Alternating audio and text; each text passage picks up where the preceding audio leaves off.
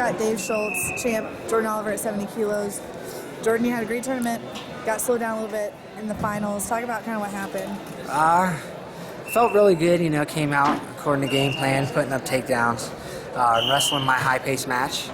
And right there at the end, I was up 8-0, went for a high gut, being greedy, trying to end the match, and got a little sloppy and gave up a reversal.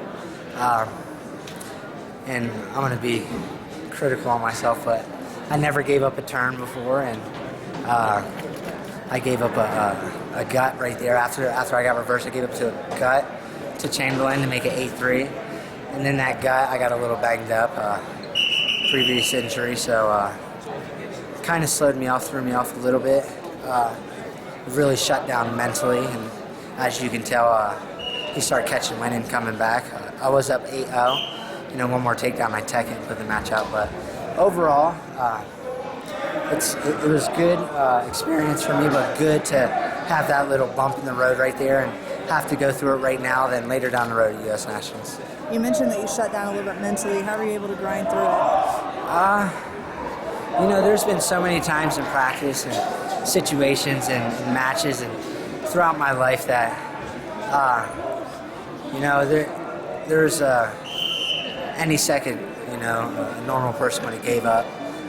But, seeing the situation, and this is something that might happen to me later down the road. So I looked at it as a training opportunity, a way to prepare myself, and really just stuck to my hand fighting, trying to slow the pace of the match down. Obviously, after he got that gut and I got a little bit banged up, he caught wind. You can say he smelled blood in the water. So he started coming, and I just had to make sure I was keeping good position and sticking to my position and keep slowing that pace down and tying things up.